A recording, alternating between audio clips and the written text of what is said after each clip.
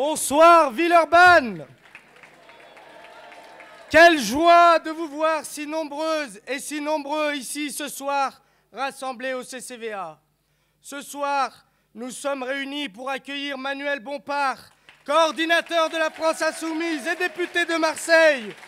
Merci à lui d'être avec nous ce soir. Je voudrais pour ma part prendre un peu de votre temps pour vous parler de ce qui se passe ici concrètement à Villeurbanne. Nous, militants insoumis, sillonnons depuis 12 semaines les quartiers populaires de notre ville, les marchés, les halls d'immeubles pour présenter une grande enquête populaire. Non pas un gadget de communication, mais un vrai travail de terrain, de porte à porte, d'écoute, pour recenser vos colères, pour comprendre les urgences, pour porter vos propositions. Et cela, nous le faisons pour nourrir notre action politique et porter vos propositions à l'Assemblée nationale, notamment à travers notre député de combat, Gabriel Amar.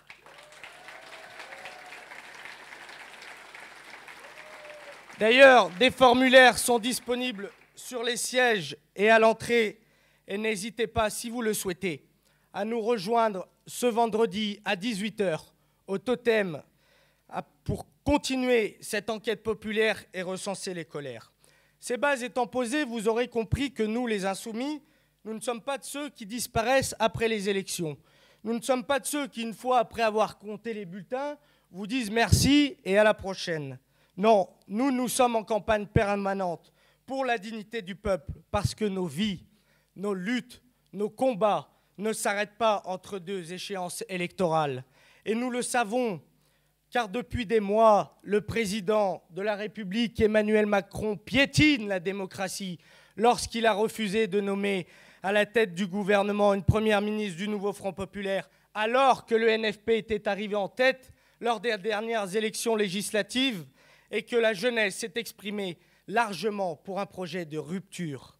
Il gouverne seul comme un monarque méprisant et pire encore, pour faire passer ses lois injustes et xénophobes. Il n'hésite pas à s'allier avec la droite la plus dure qui existe. Vous savez, celle des Retailleau, des Darmanin, qui stigmatisent jour à jour nos compatriotes musulmans et organisent leur mise en danger quotidienne.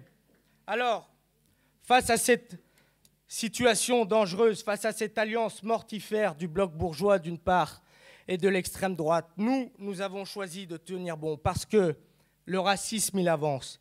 Sans masque, et pas seulement qu'à l'Assemblée nationale, pas seulement sur les plateaux télé, pas seulement dans les urnes. Il progresse aussi ici, à Villeurbanne. Aux dernières législatives, le Rassemblement national a fait une percée historique à 200 voix du second tour, dans une ville qui n'a rien à voir avec eux, qui ne leur ressemble pas. Et ce n'est pas qu'une question électorale. Il y a quelques semaines, place des Passementiers, dans le quartier des Charpennes à Villeurbanne, une dizaine de militants fascistes s'en sont pris à nos camarades de la Jeune Garde, cagoulés, armés, en pleine ville, en plein centre-ville. Voilà ce qui nous attend. Les fascistes ne se cachent plus et ils viennent désormais dans une ville qui ne leur ressemble pas. Alors non, nous ne sommes pas dupes. Nous ne méprisons pas le Rassemblement national en pensant que cela suffira à les faire reculer. Ici, le Rassemblement national est notre principal adversaire et nous le combattons comme tel. C'est pour cela, par exemple, qu'à la France insoumise, nous avons vu naître des initiatives comme par exemple le réseau insoumis antifasciste depuis Villeurbanne et qui se déploie désormais partout dans le pays. Alors, face au RN, nous, les insoumis de la 16e ville de France, nous bâtissons une force populaire prête à entrer en campagne contre l'extrême droite, contre le racisme et pour porter notre projet, l'avenir en commun pour une vie meilleure. C'est pourquoi, dans notre assemblée municipale insoumise, les militants et les militantes de Villeurbanne ont désigné des représentants, non pas des chefs, mais des camarades de confiance qui porteront notre voix lors des prochaines élections municipales. Je vous demande de bien vouloir accueillir mes camarades désignés co-chefs de file à l'Assemblée municipale, Mathieu Garabédjan et Gaël Fabriguet. Bonsoir à toutes et à tous. Merci d'être venus aussi nombreux ce soir. Je voulais tout d'abord remercier les militants villeurbanais et villeurbanaises d'avoir participé et d'avoir été indispensables à l'organisation de cette réunion depuis plusieurs semaines. Ce soir, ce que nous faisons ici, ce n'est pas simplement une réunion publique, c'est une promesse. La promesse que le combat que nous menons ne fait que commencer et qu'il ira jusqu'au bout. Car à Villeurbanne, nous n'oublions pas d'où nous venons. Villeurbanne, c'est une ville ouvrière, populaire, solidaire, une ville qui a toujours su choisir son camp.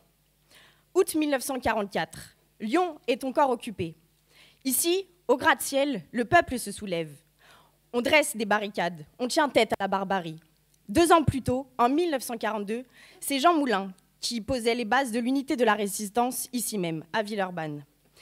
Et aujourd'hui encore, l'histoire nous appelle, car la menace est là.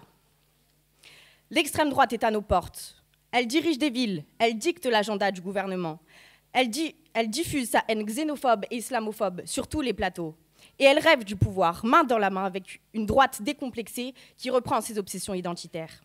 Alors, soyons clairs. Ici, à Villeurbanne, nous ne les laisserons pas faire. Villeurbanne ne cédera pas. Cette résistance ne sera pas seulement un refus. Elle sera un projet à la hauteur des urgences, des colères, des espoirs. Un projet de rupture, fondé entre autres sur notre boîte à outils programmatique pour les municipales 2026. Nous appliquerons notre programme, rien que notre programme, mais tout notre programme. Depuis plusieurs semaines, nous menons une grande enquête populaire sur Villeurbanne. Et les premières réponses sont sans appel. Les injustices du quotidien, les besoins fondamentaux bafoués, les droits niés. Et d'abord, le logement. C'est une colère sourde, mais immense. 2,7 millions de foyers attendent un logement social, plus 24% en 5 ans, 7 ans d'attente en moyenne, et plus 17% d'expulsion de logements sociaux en 2024. La France est en pénurie. La crise est là. Le logement social n'est pas le problème, il est la solution. Dans nos communes, nous imposerons des standards clairs. 30% de logements sociaux dans toutes les nouvelles constructions, 40% en zone tendue. Réquisition des logements vacants, fin des ghettos de riches, refus de la loi Elan et de la privatisation rampante, transparence des attributions et anonymisation des dossiers. Parce que le droit au logement, c'est le droit à la dignité. Et garantir la sécurité pour toutes et tous, c'est offrir un toit à chacun. La sécurité, c'est un droit naturel et imprescriptible présent dans la Déclaration des droits de l'homme dans l'article 2. Et justement, cette sécurité, parlons-en. Les Villeurbanais s'en préoccupent, à juste titre. Et pourtant, la politique répressive menée depuis ces 20 dernières années a échoué. Elle n'a ni protégé, ni apaisé, ni libéré nos quartiers. Elle a seulement stigmatisé les plus précaires. Alors, il est temps de changer de cap. Nous portons une approche globale, humaine, cohérente. Mener des campagnes de santé publique, prévenir dès le collège, accompagner les usagers, créer des véritables parcours de sortie. C'est ça, reconstruire la sécurité. C'est ça, garantir la tranquillité. Pas avec de la surenchère répressive, mais avec des services publics et de l'accompagnement. Et puis, il y a un autre cri puissant qui monte de notre enquête, la guerre. De très nombreuses voix villeurbanaises nous disent « Je refuse que ma commune reste silencieuse ». Pendant que nous parlons ici, à Gaza, un génocide est en cours. Des dizaines de milliers de morts, des enfants, des femmes, des civils écrasés sous les bombes. Macron refuse de nommer le génocide et continue de participer à armer le gouvernement de Netanyahou. Et dans le même temps, son gouvernement cherche à faire taire celles et ceux qui dénoncent la vérité. Nous réaffirmons ici, ce soir, tout notre soutien à Urgence Palestine et à la Jeune Garde, visée par une dissolution autoritaire, ordonnée par un ministre de l'Intérieur qui présente la lutte antiraciste et le soutien au peuple palestinien comme une menace pour la République. Nous sommes aux côtés de celles et ceux qui, antiracistes, solidaires, se battent pour la justice, la paix et la liberté. Alors, nous agirons. Les communes insoumises prendront leurs responsabilités. Nous voterons dans nos conseils municipaux une motion pour défendre une paix durable à Gaza et en Cisjordanie. Nous reconnaîtrons l'État de Palestine, la fin de l'apartheid en Cisjordanie et la levée immédiate du blocus à Gaza. Parce que la diplomatie des peuples commence dans nos communes. C'est ça, le nouveau communalisme insoumis. Un projet profondément humain, une réponse concrète, une alternative politique. Nous ferons mieux. Et c'est ça que nous construisons ici, ensemble, à Villeurbanne. C'est un mouvement porté par le peuple, par vous, ancré dans les quartiers, porté par les luttes, les solidarités et les résistances. Un mouvement qui ne pactise ni avec l'extrême droite, ni avec ceux qui ont trahi les classes populaires. Car nous ne défendons pas seulement une mémoire, nous portons ensemble un avenir. Un avenir juste, solidaire, antiraciste, féministe, écologiste. Un avenir où Villeurbanne restera ce qu'elle a toujours été, un bastion de résistance populaire.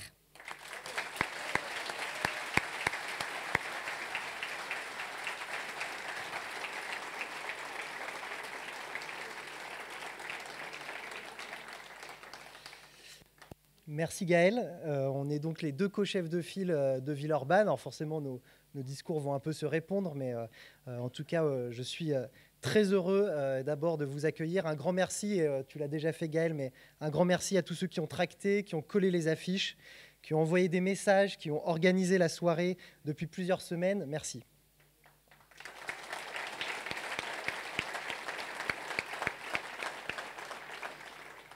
Mais merci surtout à vous d'être là ce soir, vraiment. Dans une période où beaucoup de gens perdent espoir, où la résignation peut gagner du terrain, vous êtes là. Parce que oui, aujourd'hui, le danger est bien réel en France. Il a un nom, l'extrême droite. Jamais elle n'a été aussi haute dans les sondages. Jamais elle n'a été aussi banalisée dans les médias. Jamais elle n'a été aussi proche du pouvoir. Et que fait-elle? Elle recycle les vieilles recettes. Elle cherche des boucs émissaires. Les étrangers, les pauvres, les musulmans, les jeunes des quartiers populaires. Elle ment, elle divise, elle stigmatise. Mais nous disons, pas chez nous, pas à Villeurbanne.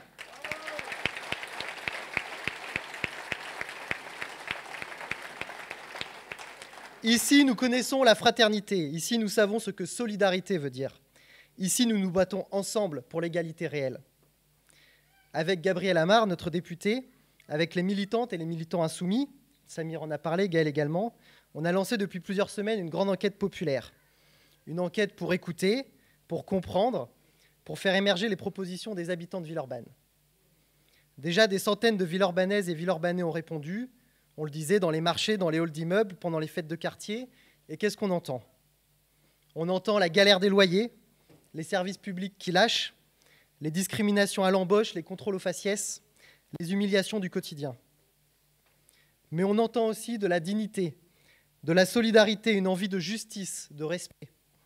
Et c'est ça qui doit nous guider. Parce que l'extrême droite grandit là où la République recule, là où la parole politique devient incompréhensible ou méprisante, là où on abandonne les gens.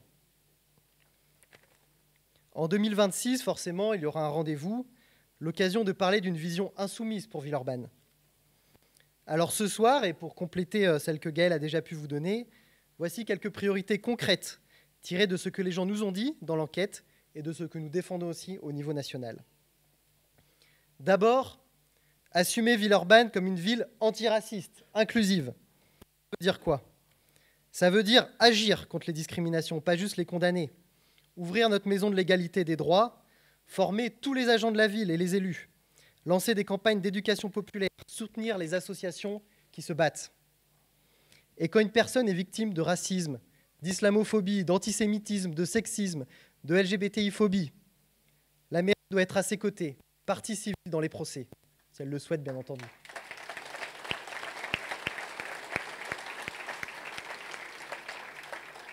C'est également faire de Villeurbanne une ville de dignité. Aujourd'hui, des enfants dorment dehors.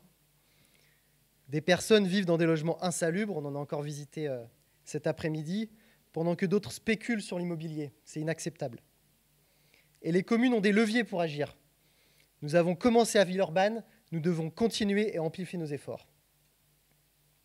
Ensuite, assumer Villeurbanne comme une ville refuge. On en a marre d'entendre parler de submersion migratoire, de grands remplacements. Ce sont des mensonges, des peurs inventées pour semer la haine. Les migrations font partie de l'histoire humaine. Elles apportent des richesses, du lien entre nos pays. Personne ne quitte son pays par plaisir.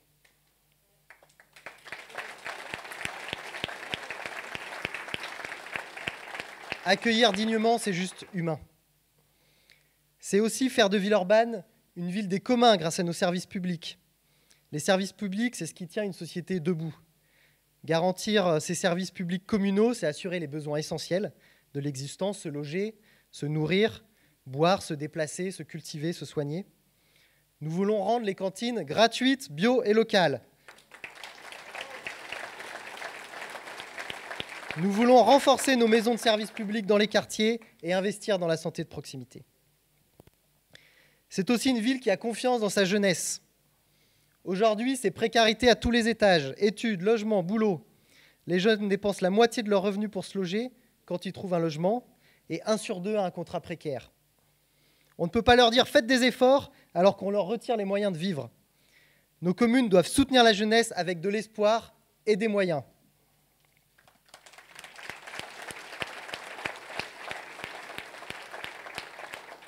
Et enfin, une ville qui assume une nouvelle culture démocratique, plus radicale. Il faut que les citoyens interviennent plus directement dans les sujets qui les concernent. Des assemblées de quartier renforcées, des référendums locaux sur les grands projets, des budgets participatifs ambitieux sur les politiques locales. Il faut que les habitants puissent contrôler, interpeller, proposer, décider. C'est dans les communes que se construira la 6e République.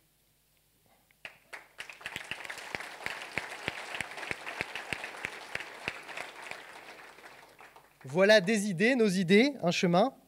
Et ce chemin, on veut le faire ensemble, dans les quartiers, sur les places, dans les luttes, dans les bureaux de vote. Parce que la meilleure réponse à l'extrême droite, c'est un peuple organisé. Un peuple qui ne se tait pas, qui débat, qui décide, qui agit. Et c'est ça que veut construire la France insoumise, ici, à Villeurbanne.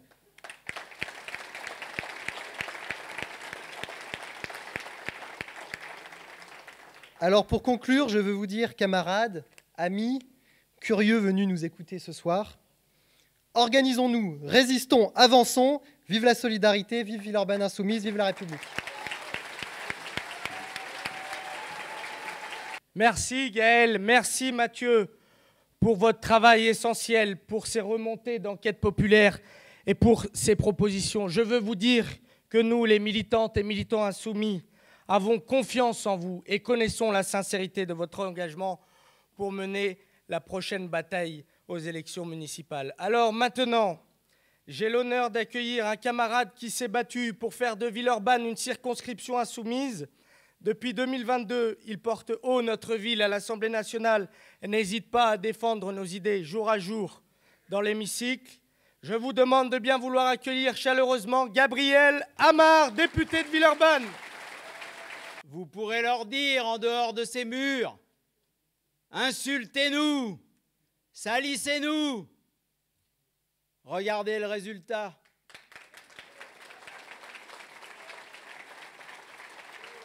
Nous voilà, grâce à votre engagement quotidien de tête dure, nous voici renforcés, plus nombreux encore ce soir. Merci Manu. Que le soir nous lancions ici même le nouveau Front populaire à Villeurbanne. Nous vous le devons. Sachez que cela nous donne mandat et responsabilité. Nous n'avions pas prévu de mollir, ni de plier un genou, quel que soit l'agenda et le rythme qui nous est imposé à l'Assemblée nationale. Mais je dois dire que je vais y retourner, peut-être même jusqu'à dimanche soir, avec toute l'énergie que vous m'aurez transmise par votre rassemblement et votre démonstration de force, que les militantes et les militants, les citoyennes et les citoyens sensibles à notre rassemblement en soient remerciés. En tout cas, pour ma part, je vous en serai éternellement reconnaissant. Ce jour comptera pour l'avenir de la construction de notre mouvement, de notre audience politique, alors même que nous sommes si près du but. J'y reviendrai. Gaël et Mathieu vous l'ont dit, nous inscrivons ce rassemblement comme un point d'étape dans une enquête populaire qui a été déclenchée par le travail parlementaire que j'anime, mais qui a été rapidement, à ma grande stupéfaction, rejoint par des jeunes et moins jeunes qui consacrent quotidiennement du temps à recueillir les colères, les priorités, et qui finalement, ce qui devait me donner, moi, mandat pour défendre des amendements, des propositions, notamment à l'occasion du projet de loi de finances 2026 de la République, a fini par donner mandat à un point que Mathieu et Gaël vous annoncent qu'ils animeront des ateliers participatifs pour que vous-même, vous trouviez les réponses adéquates dans une ville et une métropole qui en ont les moyens, aux colères et aux souffrances du quotidien.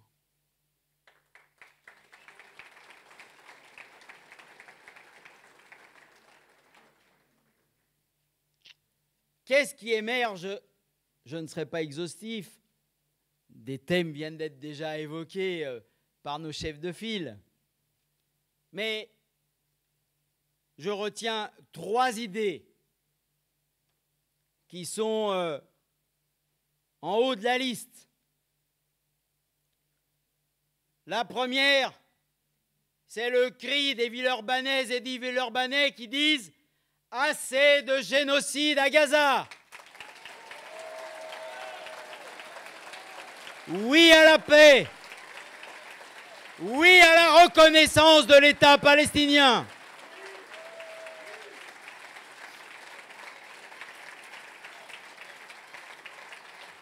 Assez de misère. Oui, il nous faut l'égalité des droits en France. Et oui, il faut que chacun puisse vivre dignement. Nous sommes tous semblables en humanité, nous le méritons.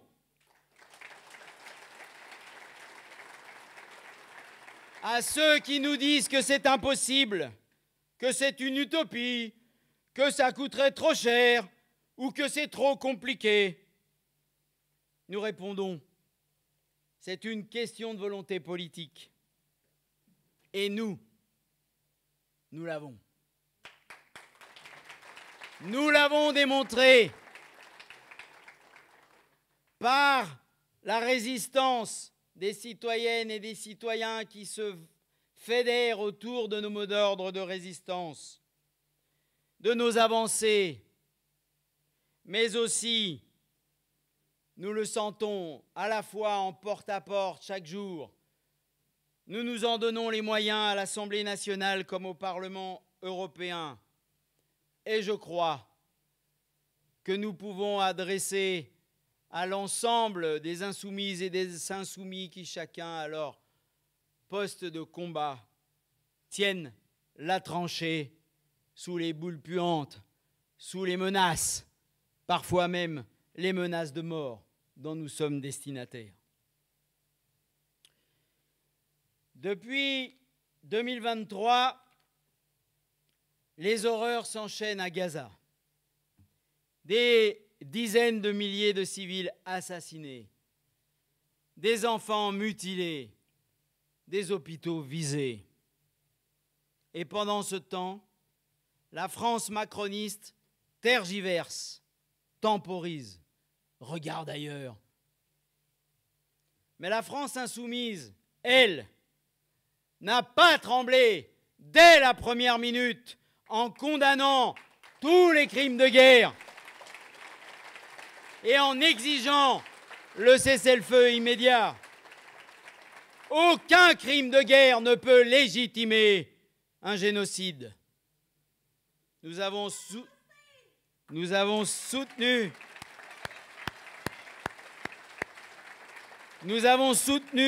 la saisine des juridictions internationales. Nous demandons à ce que tous les criminels de guerre soient arrêtés, jugés et condamnés. Nous avons appelé à un moratoire sur les ventes d'armes au gouvernement Netanyahou. Nous avons demandé la reconnaissance immédiate de l'État de Palestine. Nous avons dénoncé le double standard du gouvernement français face à ce massacre, premier génocide du XXIe siècle. Et pendant ce temps-là, qu'a fait le Rassemblement national? un pèlerinage politique à Tel Aviv. Bardella, en visite officielle, Le Pen, justifiant les déplacements de population, une manière polie, tout simplement barbare de dissimuler le nettoyage ethnique en cours. Ne vous y trompez pas, derrière leurs grandes envolées sur la sécurité d'Israël, il n'y a rien pour la paix, rien pour la justice, rien pour les droits humains. Nous disons, pas de paix durable sans justice, pas de justice sans droit international. Et l'honneur de la France, c'est de se tenir du côté du droit et pas du côté des génocidaires.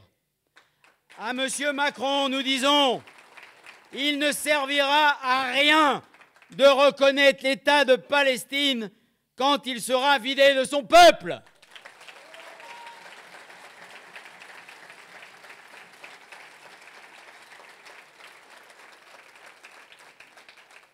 Et ici, en France,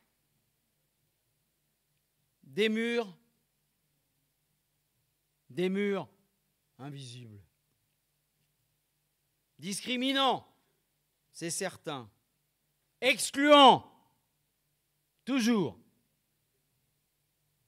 Il y a ceux qu'on contrôle au faciès, ceux à qui on ferme la porte d'un logement, d'un emploi, d'un avenir. Et pendant ce temps-là, que fait le RN? Il vote la loi immigration de Darmanin, il applaudit les campagnes de stigmatisation, il réclame la préférence nationale, autrement dit la division du peuple, pour que les belles personnes puissent se gaver en paix. Avec la France insoumise, nous avons lancé un groupe d'études parlementaires sur les discriminations raciales et religieuses. Nous étions dans la rue le 22 mars, à Lyon comme partout en France.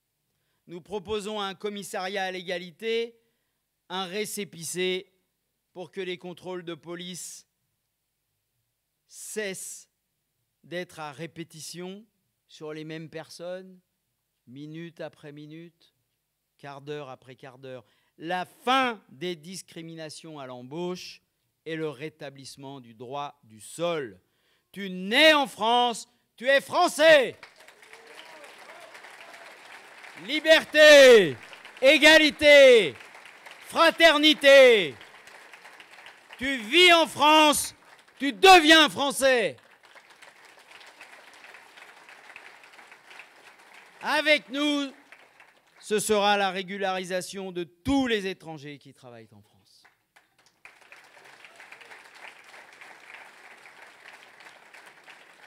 Et surtout, la République est une promesse non tenue si elle n'assure pas l'égalité des droits. Ensuite, le racisme. On va leur rappeler, ce n'est pas une opinion. C'est condamné par le Code pénal.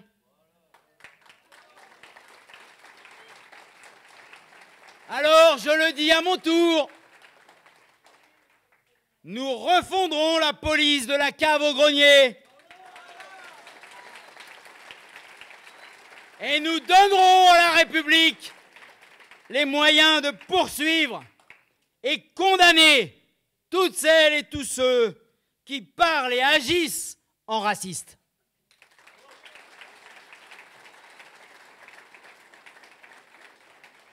Le racisme est une arme de diversion massive pour faire oublier les vraies causes de la misère. Pendant que les prix explosent, pendant que les loyers montent, pendant que les fins de mois commencent de plus en plus tôt, les milliardaires, eux, n'ont jamais été aussi riches. Et qui a voté contre l'augmentation du SMIC à 1 600 €? Le RN. Qui vote contre Le gel des loyers? Le RN. Qui vote contre la taxe sur les superprofits? Le RN encore. Qui a voté contre l'abrogation de la réforme des retraites?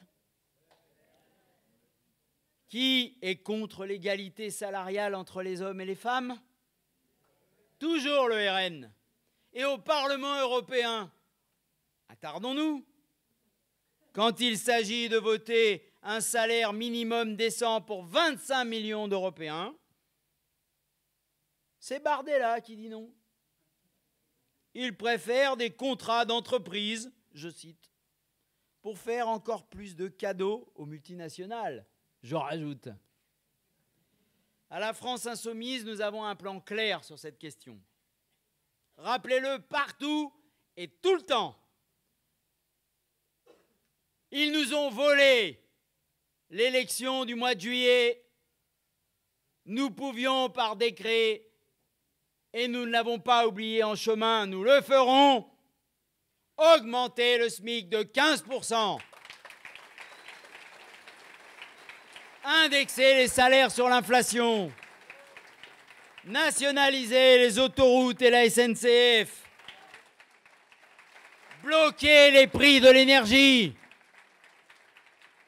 La gratuité des premiers mètres cubes d'eau potable, à l'instar de ce que Florestan-Groult et les associations et collectifs d'usagers avec Eau Bien Commun ont obtenu à la métropole de Lyon.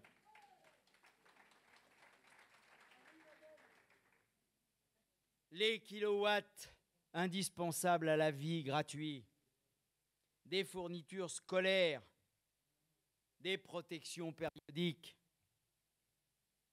Pas un minima social en dessous du seuil de pauvreté, pas une retraite complète en dessous du SMIC. Et ce sera aussi l'ISF climatique, bien sûr, et la taxe sur les superprofits. Le peuple tout entier a le droit au bonheur, au plaisir simple de la vie. Notre programme, c'est vivre dignement plutôt que survivre péniblement.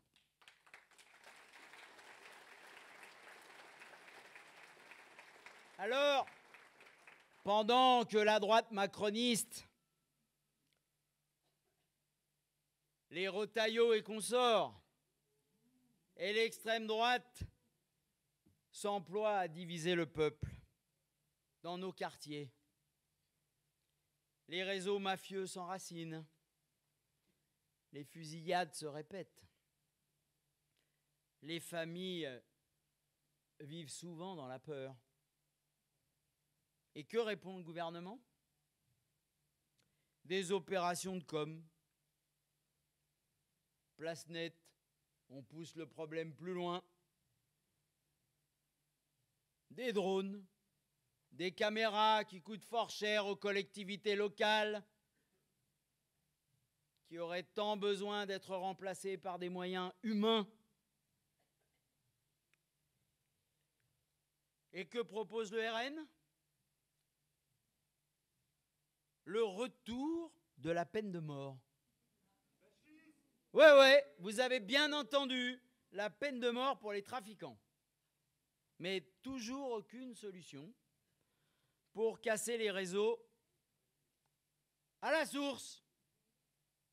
La France insoumise, quant à elle, concrètement, propose une stratégie globale et claire.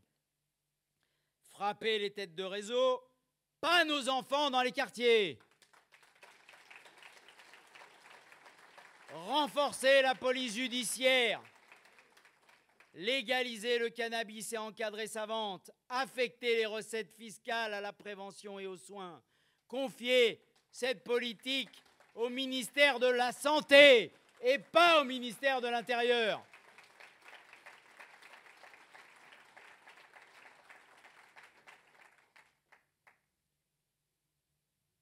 Citoyennes, citoyens, la guerre à la drogue,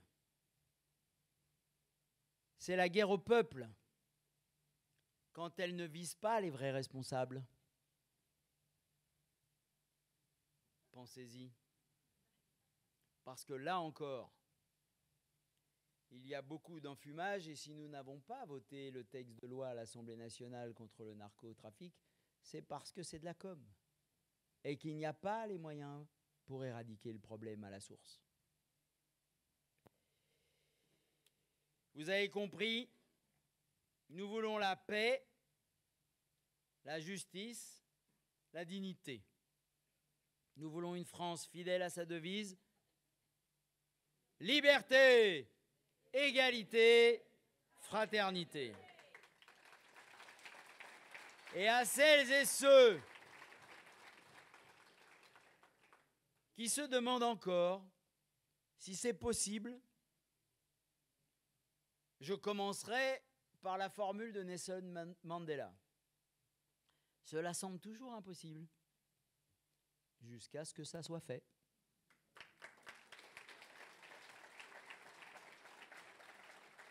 Et au moment où la France n'a jamais été aussi riche de son histoire, pendant 2 mois, à l'automne-hiver 2024, nous l'avons fait avec Mathilde Panot et Emmanuel Bompard à l'Assemblée nationale. Nous avons travaillé avec ceux de nos partenaires qui, à l'époque, n'avaient pas encore oublié ce pourquoi ils avaient été élus. Nous avons fait la démonstration qu'il était possible de réduire le déficit de la France à moins de 3% et de trouver 75 milliards de recettes supplémentaires pour financer nos écoles, nos services publics de proximité et nos hôpitaux. Nous l'avons fait.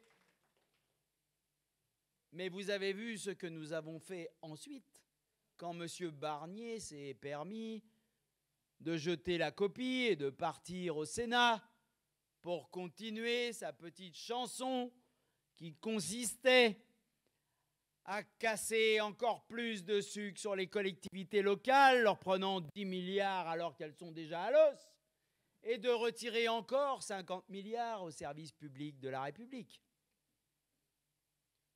Nous l'avons censuré. Nous l'avons renvoyé à la maison. Et je me demande encore pourquoi nous ne l'avons pas fait, alors que nous avons déposé des motions de censure en ce sens, pour que M. Bayrou soit à son tour congédié jusqu'à ce que nous obtenions que les élections de 2024 soient respectées par celui-là même qui les a provoquées.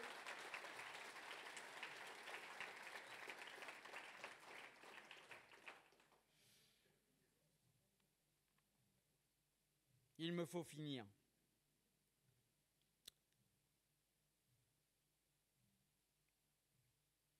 Aidez-nous. Il manque si peu. 6 voix par bureau de vote pour être au 2e tour en 2022. C'est à votre portée, non?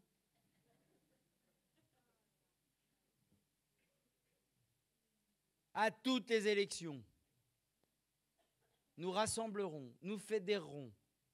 Tout le monde est le bienvenu. Mais nous ne renoncerons pas à ce pourquoi nous faisons la marche en tête pour fédérer le peuple et anéantir les mots MAUX à la racine pour proclamer enfin la République sociale en France. Je vous remercie.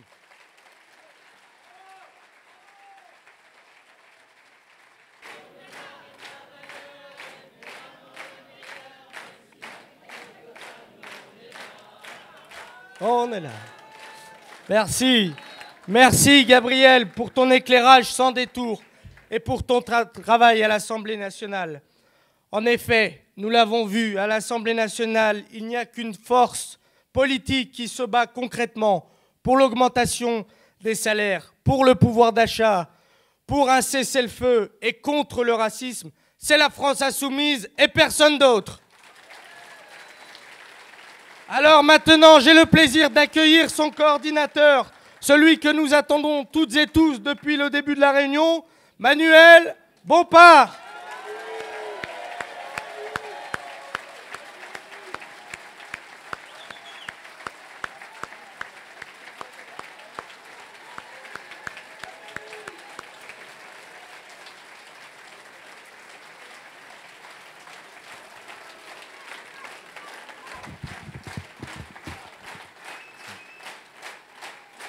Je vous remercie beaucoup. Je vous remercie pour la chaleur de votre accueil. Et je me permets de corriger l'intervenant juste avant moi. Il n'y a pas que moi que vous attendiez. Je crois que vous avez aussi écouté avec beaucoup de satisfaction et beaucoup de bonheur aussi le travail qui est fait par votre député Gabriel Amar, dont vous pouvez être fier parce qu'il se bat, il l'a dit, sur l'ensemble des sujets à l'Assemblée nationale, aux côtés des autres parlementaires de la France insoumise. Je crois que vous avez été fiers aussi, ce soir, de voir qu'il y a la France insoumise dans toutes les communes de France, et c'est le cas à Villeurbanne aussi. Des militantes, des militants qui se préparent, qui s'engagent, qui prennent des responsabilités. Je veux saluer Mathieu et Gaël qui ont pris la parole tout à l'heure. Et vous allez voir dans les semaines et dans les mois qui viennent que vous pouvez compter sur eux. Je veux saluer mon collègue député Abdelkader Lamar qui est présent avec nous aujourd'hui. Député du département, Vaux-en-Velin en particulier. Et je veux avoir une petite pensée pour les deux autres députés du Rhône de la France insoumise. Je pense à Anaïs Bellois Chérifi. Je pense à Idir Boumertit, que je veux excuser de leur absence. Mais vous savez, ils sont en train de se battre précisément en ce moment à l'Assemblée nationale sur un texte de loi que nous examinons depuis maintenant plusieurs jours. Texte de loi important qui fait partie des engagements que la France insoumise a portés de longue date à travers les élections présidentielles et aussi à travers les dernières élections législatives, engagement qui figurait dans le programme du nouveau Front populaire.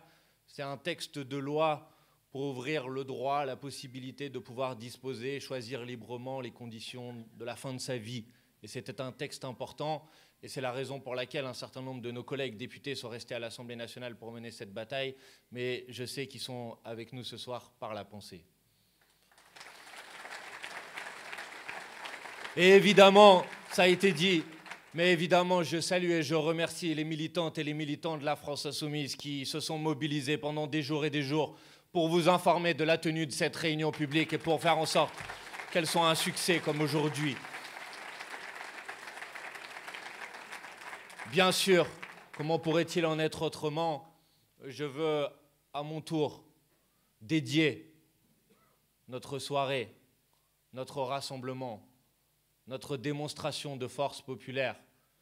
Je veux la dédier au peuple de Gaza, aux enfants de Gaza, martyrisés, bombardés. Et si rien n'est fait dans les prochains jours, demain, malheureusement, sous la menace d'une annexion et d'un projet de nettoyage ethnique, puisque c'est bien la conquête de Gaza et le déplacement forcé de l'ensemble de la population gazaoui qui est aujourd'hui à l'ordre du jour et qui fait partie du plan qui a été adopté la semaine dernière par le cabinet du gouvernement de M. Netanyahou. Et hier, l'ONU disait que si aucune action d'ampleur n'était entreprise dans les tout prochains jours, c'était la vie de près de 15 000 bébés, enfants palestiniens qui étaient menacés. Encore ce matin, peut-être vous l'avez vu, encore ce matin, des diplomates, dont un diplomate français, en déplacement, ont essuyé des tirs de l'armée israélienne.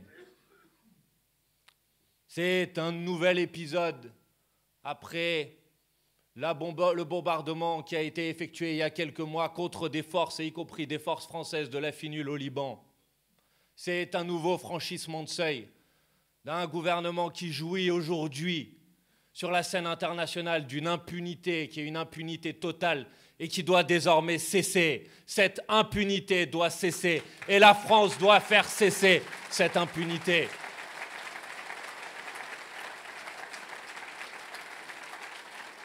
Et si le président de la République, la semaine dernière, dans son intervention, a commencé par les mots et par les phrases, à dire que ce qu'il se passe à Gaza aujourd'hui est intolérable. Si hier, à nouveau sollicité, à nouveau interrogé à nouveau mis devant ses responsabilités par la présidente de notre groupe parlementaire, Mathilde Panot, le Premier ministre François Bayrou a dit que ce qu'il se passait à Gaza était inacceptable et insupportable.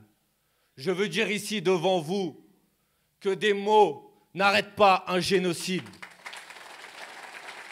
et que nous ne nous contenterons pas de mots, que nous voulons désormais des actes concrets, des actes posés sur la table.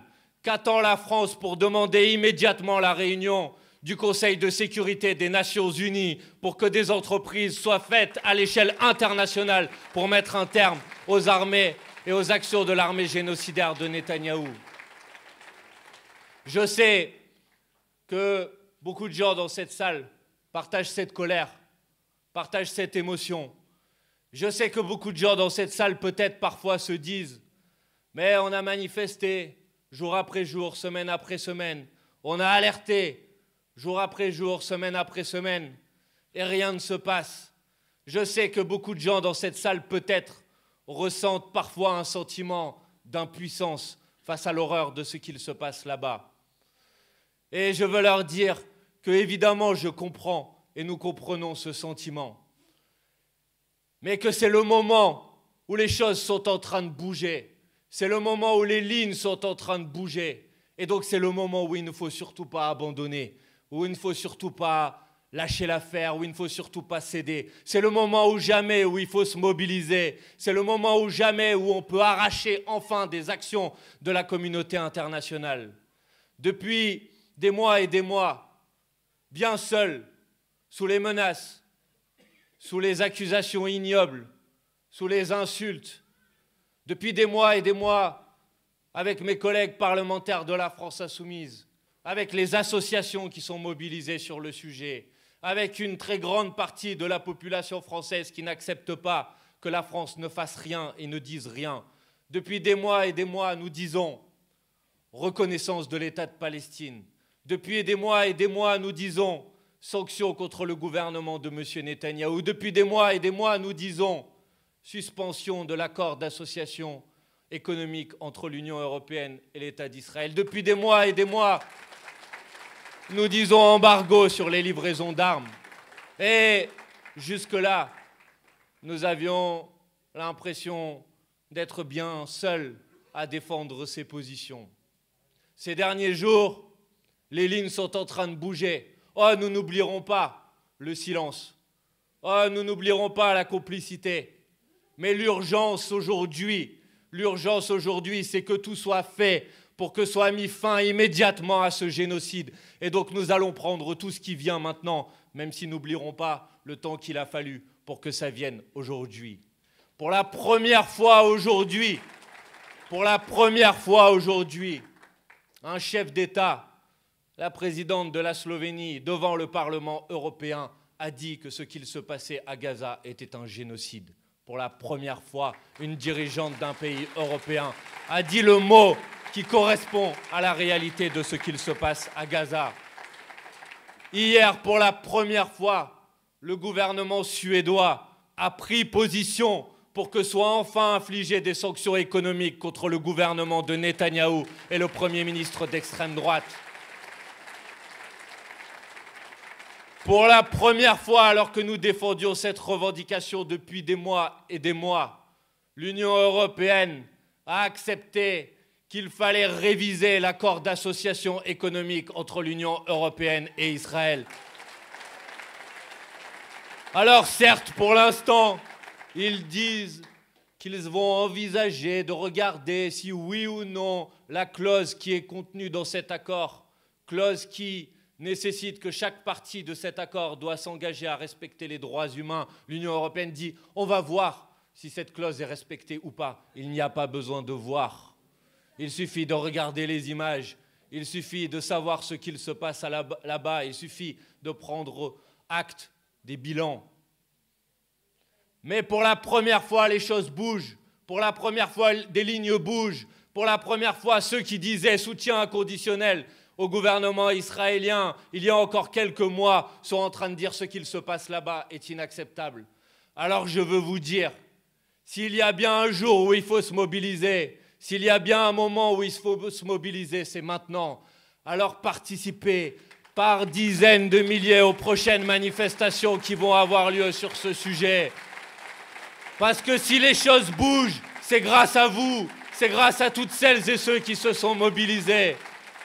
Il y aura samedi à 15h à Lyon une manifestation de solidarité avec le peuple palestinien. Parlez-en autour de vous, discutez-en, ramenez tous les gens que vous croisez, que vous rencontrez. Parce que si samedi, dimanche, nous sommes des dizaines de milliers, des centaines de milliers de personnes dans la rue, alors les lignes vont bouger, alors ce génocide va être arrêté, alors enfin nous pouvons obtenir la paix, la reconnaissance de l'État de Palestine, la fin de la colonisation, et enfin le peuple palestinien pourra avoir enfin le droit de vivre en paix et en liberté dans un État pour lequel il se bat depuis des années et des années. Je crois que tout le monde ressent l'importance du moment. Voilà. Dites-le fort, qu'on vous entende. Et maintenant que vous l'avez dit, agissez, rendez-vous dans la rue, rendez-vous dans les manifestations, communiquez, parlez-en autour de vous, faites en sorte que les gens qui ne sont pas sortis pour l'instant, parce qu'ils avaient peur, et on peut le comprendre, parce qu'ils ont été insultés, parce qu'ils ont été stigmatisés, parce que les premières manifestations sur le sujet ont été réprimées. Dites-leur que désormais, c'est le moment ou jamais de se mobiliser, c'est le moment ou jamais de s'emparer, d'agir, de pas seulement rester là à se lamenter, mais de faire quelque chose pour que les choses bougent. Venez dans la rue, venez dans ces manifestations, on compte sur vous. Et je crois que vous savez comme moi, que s'il a fallu autant de temps, que si nous avons subi autant d'attaques, que si nous avons subi autant de mépris, c'est qu'à travers ce qu'il se passe à Gaza se joue une autre question, la question de l'égalité des êtres humains par-delà leurs origines, leur religion, la question du racisme, la question de l'oppression, la question du néocolonialisme qui est encore aujourd'hui à l'œuvre dans les logiciels politiques de nos élites politiques ou médiatiques. Et que c'est cette question-là qui conduit aujourd'hui, au moment par exemple où tout le monde ouvre les yeux sur ce qu'il se passe à Gaza, que vous ayez encore un parti en France, le Rassemblement national, qui vient appuyer et soutenir la politique génocidaire du gouvernement de M. Netanyahou. Et ce racisme que nos élites essayent d'infuser partout dans le peuple, ce racisme qu'on voit omniprésent à la télévision, ce racisme qui conduit encore aujourd'hui, dans un pays dans lequel nous n'avons jamais eu autant de pauvres, dans une planète qui est confrontée au grand défi du siècle, le défi de l'urgence climatique, dans un pays où des gens dorment encore dans la rue, dans un pays où les gens n'ont rien à manger, alors que ce pays fait partie des 10 puissances économiques les plus importantes du monde. Ce racisme qui conduit à ce que, dans une journée comme aujourd'hui, on vient essayer de faire croire à la population française que ce sont les musulmans français qui sont responsables de tous les maux. Ce racisme qui conduit que vous ayez aujourd'hui au ministère de l'Intérieur un homme qui a été capable de dire sur des plateaux de télévision qu'une partie de la population française était, je cite, en régression vers ses origines ethniques.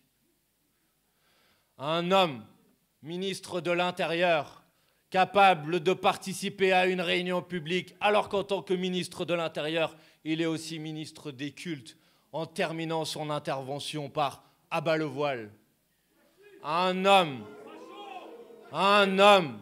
qui distingue parmi les Françaises et les Français, comme s'il existait, je reprends ces mots, des Français de papier, alors que non, en République, il n'y a qu'une catégorie de Français. Ce sont tout simplement des Français. des citoyens à part entière, qui ont les mêmes droits, des citoyens à part entière, des gens qui ne sont pas là pour servir de chair à canon électorale, des gens, et il y en a beaucoup dans cette salle, des gens qui travaillent, des gens qui font vivre ce pays, des gens dont, pendant le Covid, nous étions un certain nombre à sortir sur nos fenêtres pour les applaudir.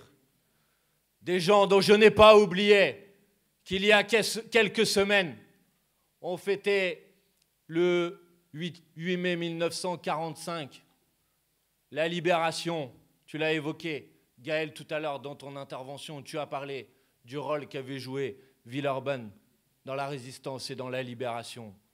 Moi, je n'ai pas oublié que dans la résistance, je n'ai pas oublié qu'il y a quelques mois, nous avons mis au Panthéon Manouchian et que Manouchian était membre d'une organisation qui s'appelait les FTP-MOI et que MOI, ça voulait dire main-d'œuvre immigrée, que MOI, ça voulait dire main-d'œuvre immigrée et que on en a assez de ces discours stigmatisants, qu'on en a assez de ces discours qui essayent de classer les Français en différentes catégories et que ceux qui nous dirigent, avant d'insulter, avant de stigmatiser, ils pourraient juste commencer par dire merci. Juste dire merci.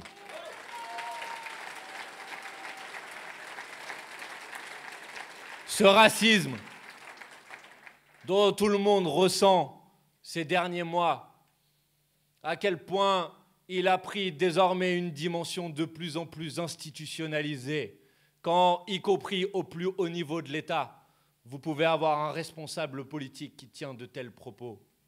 Ce racisme dont il faut comprendre qu'il n'est pas seulement une stratégie de diversion pour qu'on ne parle pas des vrais sujets qui nous concernent aujourd'hui, qu'il est le cœur d'une stratégie de division du peuple pour assurer la domination des puissants. Assurer la domination des puissants qui n'arrivent plus à maintenir leur domination aujourd'hui. Assurer la domination des puissants dans un monde où le capitalisme néolibéral qui s'est ouvert au début des années 80 est dans une impasse et que partout dans le monde, les puissants, pour maintenir leur domination, se tournent vers des solutions de plus en plus autoritaires, se tournent vers des solutions qui s'appuient sur la division du peuple. Et c'est la raison pour laquelle, quand vous entendez à la télévision des éditorialistes, des journalistes ou des responsables politiques essayer de s'en prendre à la France insoumise, comme si la France insoumise voulait attiser la division du peuple, il faut leur répondre une chose simple. C'est que précisément parce que nous aspirons à transformer la société, précisément parce que nous aspirons à renverser la domination des puissants qui accumulent et qui monopolisent le pouvoir et les richesses, nous savons mieux que quiconque que nous ne pouvons réussir à prendre le pouvoir sur les puissants qui nous oppriment qu'en refusant la division et qu'en créant les conditions de l'unité populaire. Et que si la France insoumise lutte contre le racisme, que si la France insoumise lutte contre l'islamophobie, que si la France insoumise lutte contre l'antisémitisme et toutes les formes de discrimination, c'est précisément parce que nous savons que la division du peuple est l'outil des puissants pour assurer et maintenir leur domination. Alors jamais nous ne nous tromperons, jamais nous tomberons dans les pièges que les autres essayent de nous tendre. Jamais nous ne confondrons un citoyen français avec un tireur de Tsahal ou un membre du gouvernement d'extrême droite de Netanyahou. Et nous le savons, y compris quand, dans une ville comme celle de Villeurbanne, nous avons eu parfois au conseil municipal des opposants cherchant à s'en prendre à la France insoumise, en essayant d'utiliser la stigmatisation de ces accusations ignobles en antisémitisme. Le racisme, l'islamophobie, l'antisémitisme sont des fléaux que nous avons toujours combattus et que nous continuerons toujours à combattre. Voilà ce que je voulais dire ici, dans cette salle, que les gens qui ont essayé de s'en prendre à la France insoumise pour masquer la réalité des actions du gouvernement de M. Netanyahou ne l'oublient pas. Le racisme est l'outil de la domination des puissants. Pourquoi ? Parce que le racisme est l'outil de ceux qui nous dominent, de ceux qui nous dirigent, pour nous imposer la continuité d'une politique de guerre sociale, de guerre économique et de guerre écologique qui est aujourd'hui l'agenda politique du gouvernement Macron, l'agenda politique de ceux qui, pendant les campagnes électorales, se présentent comme des opposants, mais qui, une fois au pouvoir, une fois aux responsabilités, ne sont plus que les béquilles de la continuité de la politique macroniste en France. Si le pouvoir attise le racisme, si les médias relaient servilement les injonctions du pouvoir, c'est parce qu'ils ont l'intention, dans les prochaines semaines et dans les prochains mois, de dérouler un programme d'une violence sociale et d'une violence écologique sur lequel je veux vous alerter aujourd'hui. Pas vous alerter seulement que vous en ayez connaissance, mais pour vous alerter avec l'objectif que vous passiez à l'action, que vous rentriez en mouvement. Dans les prochaines semaines et dans les prochains mois, va se préparer à l'Assemblée nationale le prochain budget, le budget de l'année prochaine, le budget de l'État. Et on assiste depuis maintenant plusieurs jours et plusieurs semaines au concours l'épine des idées les plus brutales et les plus violentes. Encore il y a quelques jours, le président du Sénat mettait sur la table l'hypothèse d'un gel total de l'ensemble des budgets de l'État, hormis le budget de la Défense. Encore, il y a quelques jours, le gouvernement proposait de s'en prendre aux retraités en les mettant davantage à contribution, comme si les retraités aujourd'hui en France vivaient tranquillement dans l'opacité la plus totale. Dans l'opulence la plus totale, vous voyez ? L'opacité, c'est ce qu'ils font, et l'opulence, ça arrive. Dans les prochains jours et dans les prochaines semaines, ils vont s'attaquer aux dépenses de santé, aux consultations chez le médecin, au remboursement des médicaments. Ils vont s'attaquer au budget de nos services publics. Ils l'ont déjà fait dans le budget précédent. Ils veulent aller plus loin encore. Ils annoncent 40 à 50 milliards d'euros d'économies à aller chercher dans le budget. 40 à 50 milliards d'euros d'économies à aller prendre dans le budget de l'éducation nationale, alors que d'ores et déjà, avec le budget de l'année précédente, c'est des milliers de classes qui vont être obligées de fermer à la rentrée qui vient. Budget à aller prendre dans le ministère de la Santé, alors que notre pays souffre déjà avec 90% du territoire national qui est un désert médical. Budget à aller chercher dans le ministère de l'Écologie, qui a fait partie des ministères les plus impactés par les coupes budgétaires de François Bayrou, alors que tout le monde sait aujourd'hui que dans sa trajectoire actuelle, la France ne respectera pas les engagements qu'elle a pris de réduction des émissions de gaz à effet de serre. Économie dans le budget de la culture, économie dans le budget de l'enseignement supérieur et la recherche. Voilà le programme de destruction sociale qui est à l'ordre du jour. Et quand nous rentrons dans ce débat et que nous disons une chose simple, c'est que si aujourd'hui le pays est en déficit, c'est précisément parce que depuis qu'il est arrivé au pouvoir, Emmanuel Macron a multiplié les cadeaux aux plus riches et aux grandes entreprises. Avec un chiffre simple, retenez-le bien, c'est que si le pourcentage des recettes de l'État en pourcentage du PIB était resté au même niveau aujourd'hui que ce qu'il était en 2017 quand Emmanuel Macron est arrivé au pouvoir, alors il y aurait aujourd'hui en France un déficit inférieur à 3% du PIB. Ça, c'est la réalité des conséquences de la politique d'Emmanuel Macron. Et aujourd'hui, une fois qu'il a vidé les caisses de l'État, une fois qu'il a distribué les cadeaux aux millionnaires, aux milliardaires qui n'ont jamais été aussi riches qu'aujourd'hui, une fois qu'il a distribué les cadeaux aux grandes entreprises qui n'ont jamais versé autant de dividendes à leurs actionnaires qu'aujourd'hui, il vient vous voir et il vous dit désormais, c'est à vous de payer la facture. Non, nous refusons que les peuples français payent la facture des cadeaux aux plus riches d'Emmanuel Macron. Et nous défendons un programme économique alternatif, celui que nous avons défendu pendant les élections législatives, celui que le peuple français a mis en tête des élections législatives. Un programme économique qui s'appuie sur la satisfaction des besoins fondamentaux du peuple. Un programme économique qui finance les investissements au service de tous en augmentant les contributions des plus riches et des grandes entreprises. Tout simplement, les plus riches et les grandes entreprises qui se sont gavés d'argent public depuis qu'Emmanuel Macron est arrivé au pouvoir, c'est eux qui doivent être mis aujourd'hui à contribution pour permettre de renforcer nos services publics, pour lutter contre la pauvreté, pour faire face à l'urgence climatique et environnementale. Et dans son intervention la semaine dernière, bon, je pense que vous n'avez pas été très nombreux à la regarder, si j'en crois les chiffres d'audience, et je vous comprends. C'était long, c'était pénible, et finalement, à la fin, c'était pour nous dire qu'il avait tout bien fait et qu'il allait continuer de faire comme avant. Ça a duré longtemps, hein ? Très, très longtemps. Mais dans son intervention, il nous dit mettre à contribution davantage les plus riches. Ah non, il n'en a pas question, sinon ils vont partir. C'est précisément l'argument qu'il a utilisé, lui, Emmanuel Macron, quand il est arrivé au pouvoir en 2017 pour supprimer l'impôt de solidarité sur la fortune. Il nous a dit, il faut supprimer l'impôt de solidarité sur la fortune parce qu'il y a des gens qui sont partis et au moins ils vont revenir. Et une fois que cette réforme a été mise en place, il y a eu une évaluation de cette réforme.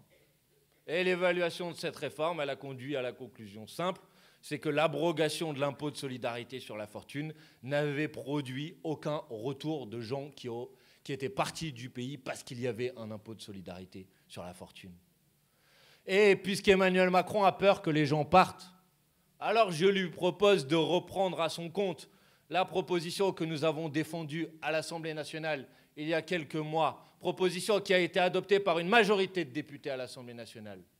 Mettre en place une taxe de 2% sur le patrimoine des 147 milliardaires qui existent aujourd'hui en France. Pourquoi ? Parce que si Emmanuel Macron avait lu précisément notre proposition de loi, il aurait su que dans cette proposition de loi, il est prévu un dispositif pour qu'un milliardaire qui décide de partir continue malgré tout à payer ses impôts en France.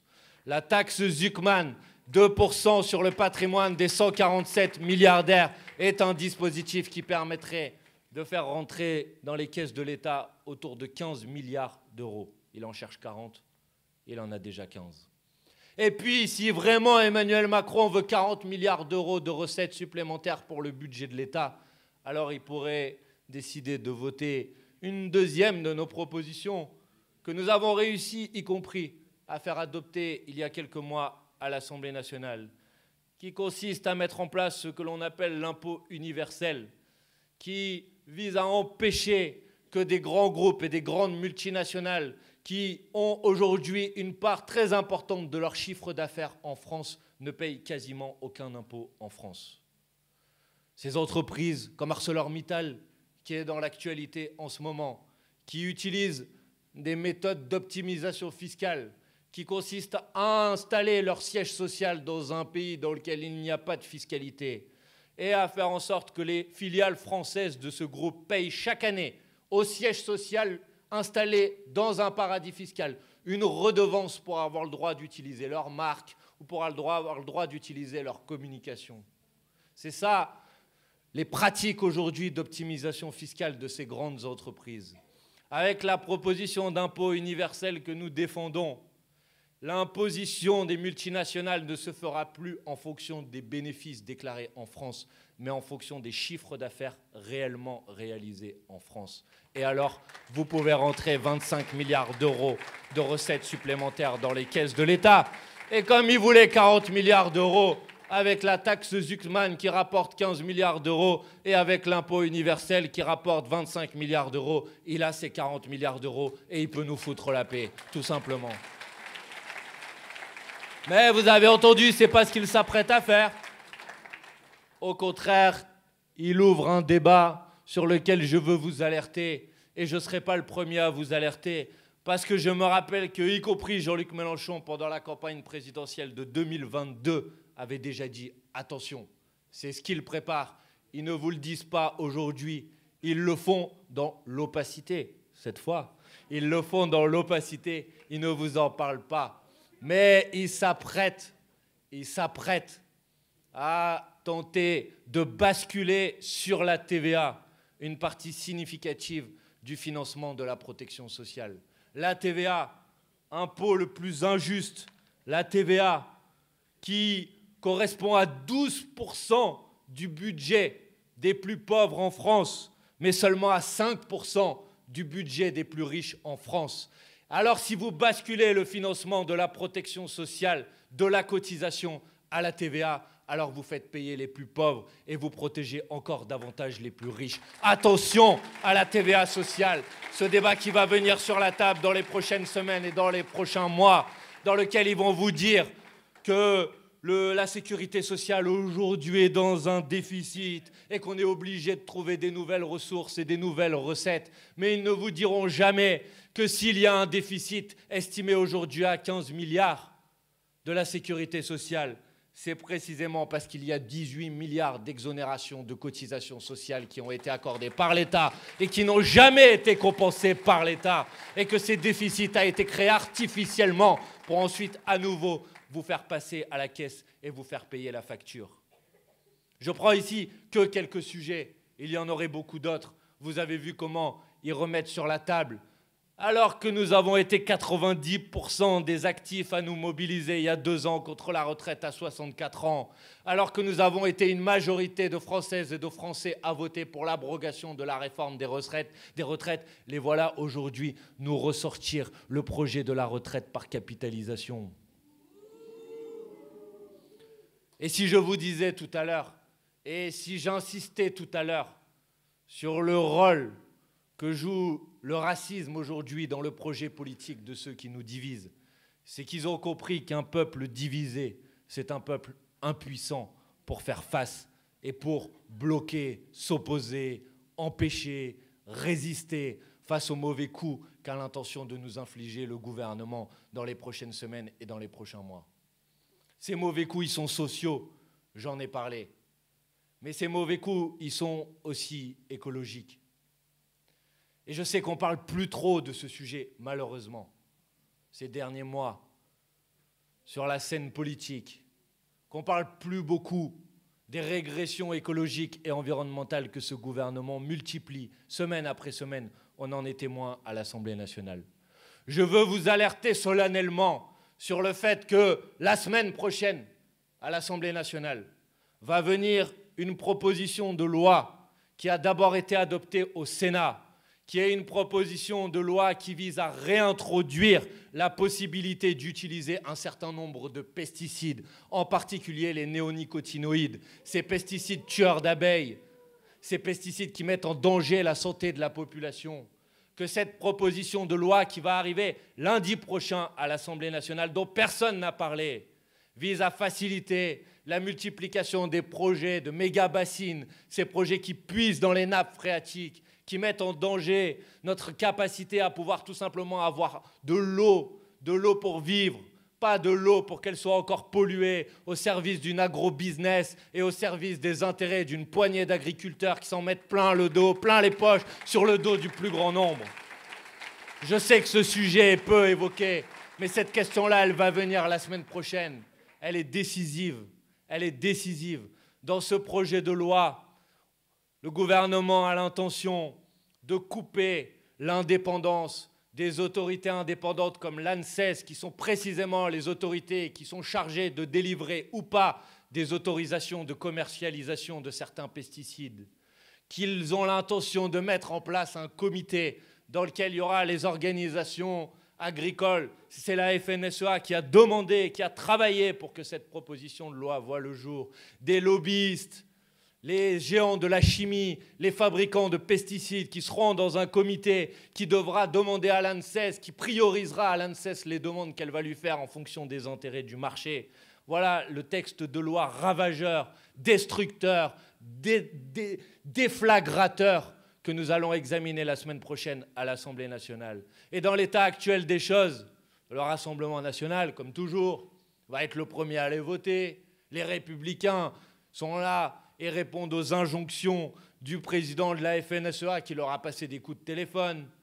Et les macronistes, soi-disant, qui étaient soi-disant, le président de la République, Emmanuel Macron, nous avait dit la question écologique, elle est très importante, etc., qui sont en train d'accompagner ce projet de loi de recul écologique majeur, de recul écologique dont on ne pourra jamais se relever, qui vont détruire notre santé, qui vont détruire encore davantage notre environnement. Et c'est un sujet de préoccupation immédiate, directe pour nous, les insoumis, qui défendons évidemment la justice sociale, évidemment l'égalité, évidemment la lutte contre le racisme, mais aussi la nécessité de faire de la France le pays de référence dans la lutte pour la bifurcation écologique, contre l'urgence climatique et environnementale. Et on sera mobilisés à nouveau dans les prochaines semaines sur ce sujet. Je voulais évoquer cette question avec vous parce que malheureusement, à passer notre temps dans les médias, à venir alimenter leur délire, obsession, raciste, xénophobe, sécuritaire. On ne parle pas de cette grande question qui devrait mobiliser la société dans son ensemble, de cette grande question qui devrait être la cause commune autour de laquelle se fédèrent les nations à l'échelle mondiale, plutôt que de s'engager dans une course à la guerre entre puissances, entre empires qui s'arment, qui s'affrontent, qui s'engagent des guerres commerciales et demain peut-être des guerres militaires. Face à cette situation, la France devrait être, doit être, et ça doit être notre objectif, un phare, un pays avancé sur la scène internationale qui dit « je propose à tout le monde de se fédérer, de se réunir pour faire en sorte de faire face à ce grand défi du siècle, à ce plus grand défi, celui qui pose la question de savoir si demain la vie humaine sera encore possible sur cette terre, cette grande question-là dont personne ne parle et que nous devons continuer à porter, à défendre et sur laquelle nous devons nous mobiliser. Alors là aussi, comme tout à l'heure, je veux vous dire que normalement la semaine prochaine, il devrait y avoir des appels à se mobiliser sur ce sujet. Je voudrais vous inviter à y participer. On a besoin de votre appui et de votre soutien. Oui, à l'Assemblée nationale, nous allons mener cette bataille. Mais seuls, à l'Assemblée nationale, nous ne pouvons pas gagner. Nous ne pouvons gagner que si nous portons la parole d'un peuple mobilisé, d'un peuple en mouvement, d'un peuple conscientisé qui s'intéresse à ces grandes questions, qui refuse de voir le pays et le monde courir à sa perte, de la jeunesse qui s'engage, de la jeunesse qui se mobilise, qui fait entendre sa voix. Mettez-vous en mouvement, mobilisez-vous, engagez-vous pour vous opposer évidemment à ces projets de régression sociale et de régression écologique. C'est la première étape, l'opposition. Elle est nécessaire, elle est indispensable. On a déjà perdu trop de temps, on ne peut pas en perdre davantage. Mais évidemment, ce n'est que la première étape. Et la deuxième étape, c'est la construction de l'alternative dont nous avons besoin. Construire cette alternative à chacune des échéances qui viendra. Oh, comme vous, je ne sais pas. Si la prochaine fois que nous serons appelés aux urnes, ce sera pour des élections législatives anticipées, pour une élection présidentielle anticipée, pour une élection municipale, je ne sais pas, comme vous. Mais ce que je sais, c'est qu'à l'échelle municipale, comme à l'échelle nationale, c'est les mêmes batailles que l'on mène. C'est les mêmes priorités politiques que l'on défend. C'est les mêmes mobilisations que nous devons produire pour améliorer le quotidien, pour améliorer les conditions de vie des Françaises et des Français. Mobilisez-vous, quelle que soit la prochaine échéance électorale. Engagez-vous dans la préparation des élections municipales dans vos communes pour défendre à l'échelle locale le programme L'Avenir en commun que nous défendons à l'échelle nationale. Inscrivez-vous sur les listes électorales. Parce que, pardonnez-moi, mais on a le droit de faire une erreur 2 fois, mais pas 3. Pas 3. Aux élections présidentielles, Gabriel Amar en a parlé tout à l'heure, il a manqué pas beaucoup pour être qualifié au 2e tour.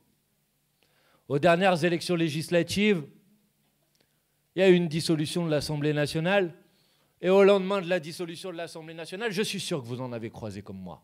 Il y a des gens qui sont venus nous voir et nous disent « Ah, il va y avoir des nouvelles élections, comment on fait pour s'inscrire sur les listes électorales ?» Elle a dit « Oui, mais là, c'est trop tard parce qu'en fait, il a dissous l'Assemblée nationale et on ne peut plus s'inscrire sur les listes électorales avant la date de l'élection. » Donc là, c'est notre devoir, c'est notre responsabilité. Chacune d'entre nous ici, on connaît des gens autour de nous qui parfois ont déménagé, n'ont pas mis à jour leur inscription sur les listes électorales, qui parfois n'ont jamais été inscrits, qui parfois croient qu'ils sont inscrits, mais en fait ils ont été radiés et ils ne sont pas au courant. Et puis le jour de l'élection, et je sais qu'il y en a eu ici, dans la métropole lyonnaise, beaucoup. D'ailleurs, on est en train de mener avec mon collègue Antoine Léaumont à l'Assemblée nationale une commission d'enquête sur l'organisation des élections et on est en train d'enquêter sur ces radiations abusives. Parce que c'est un vrai sujet.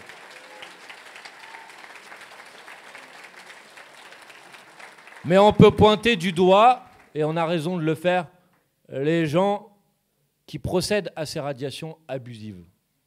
Mais la meilleure manière d'être sûr qu'on est inscrit sur les listes électorales, c'est de le vérifier nous-mêmes.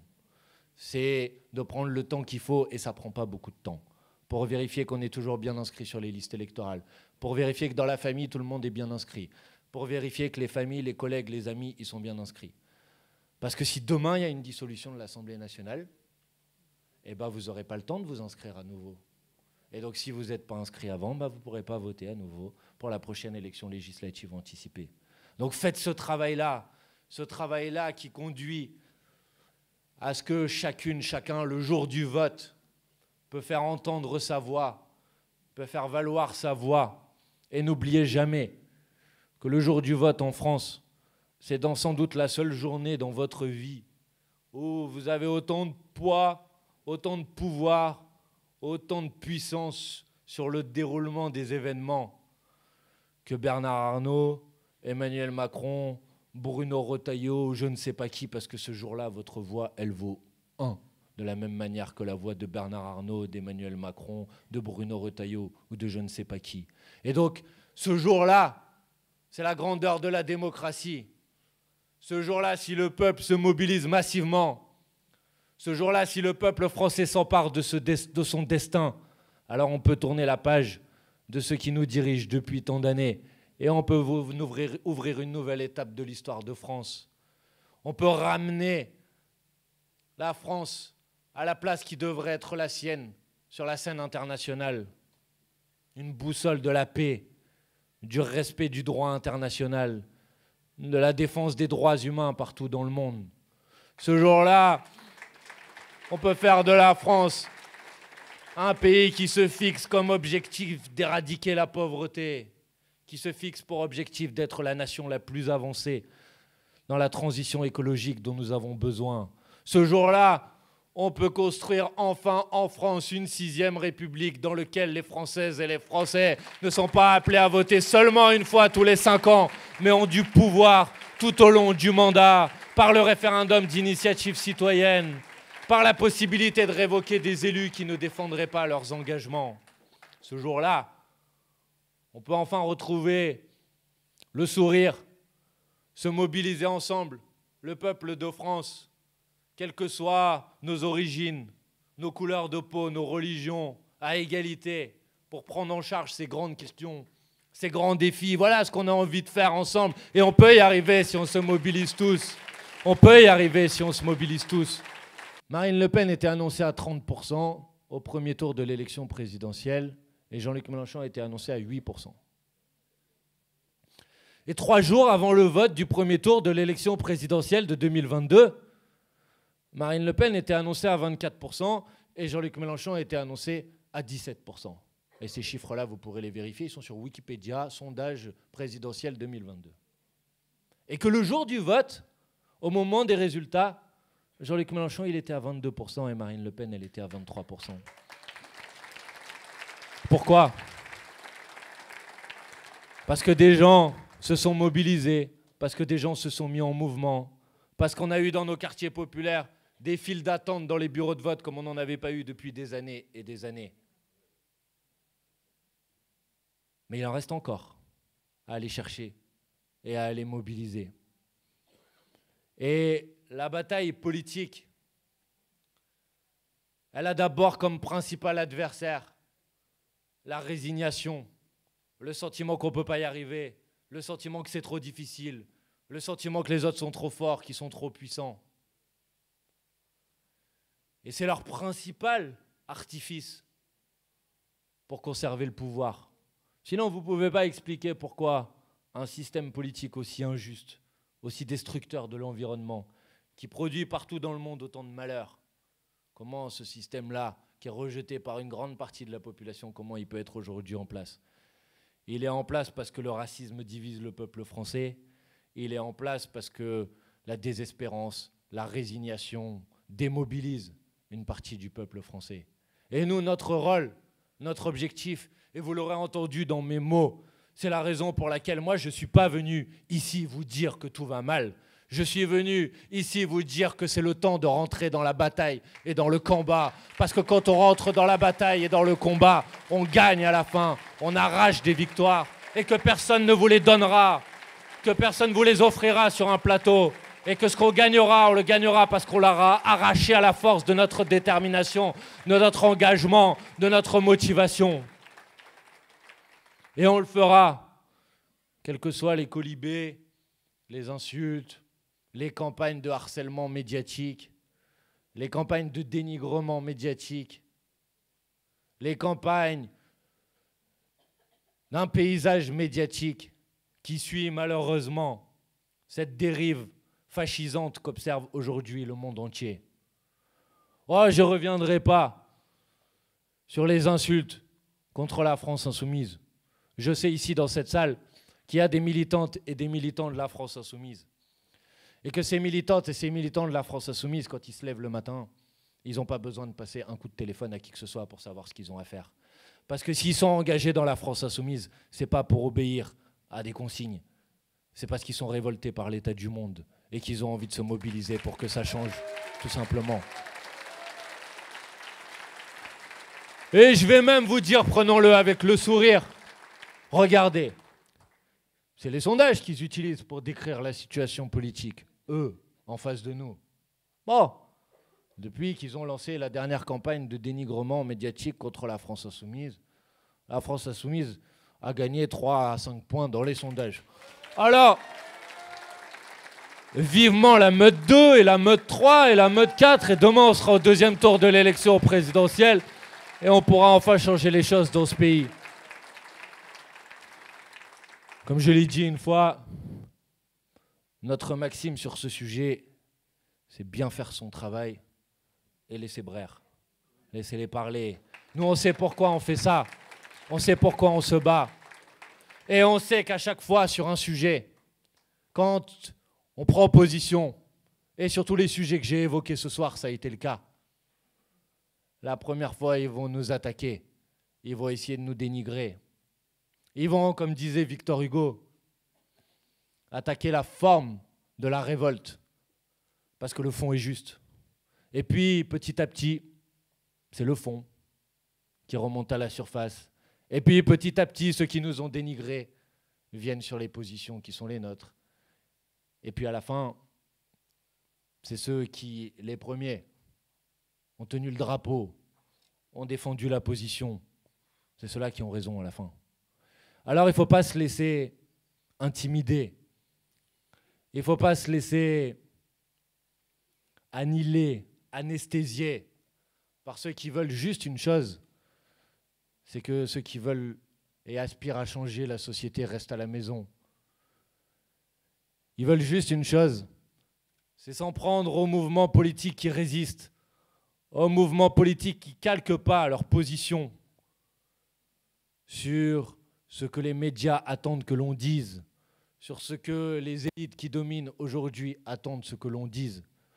nous prenons position sur un sujet à l'Assemblée nationale, quel qu'il soit, pas en se demandant de savoir si ça va nous accueillir des bonnes grâces ou des mauvaises grâces médiatiques. On prend position sur un sujet en se posant juste une question. Est-ce que la position que l'on prend, elle est juste ou pas?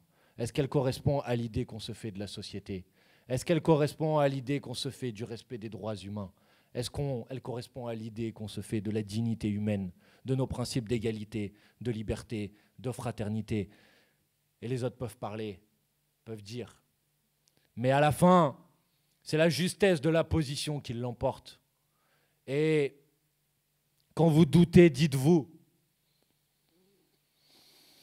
que finalement, pourquoi mettrait-il autant d'énergie à salir, à dénigrer une formation politique si ce n'est pas parce qu'elle était à quelques encablures du pouvoir? Pourquoi? Ah, on n'y arrivera pas tout seul. Ah, ça ne va pas se faire tout seul. Ça ne va pas se faire naturellement. Ça va se faire par le travail sérieux, patient.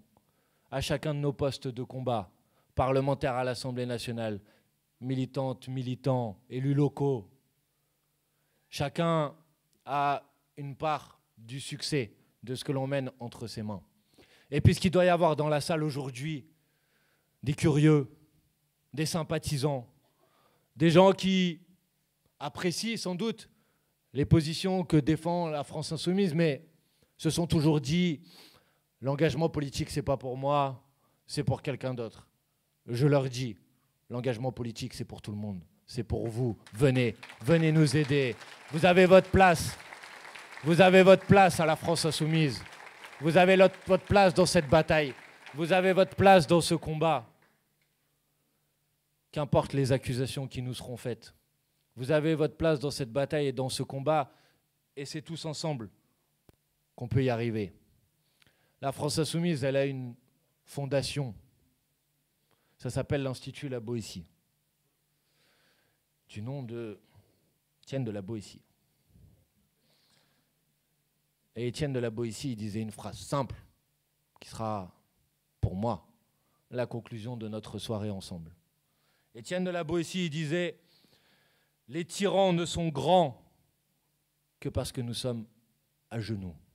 Alors levons-nous, engageons-nous, changeons les choses, on va y arriver, on va gagner. » Merci beaucoup. Merci de votre présence, merci de votre accueil. La bataille continue. Ensemble.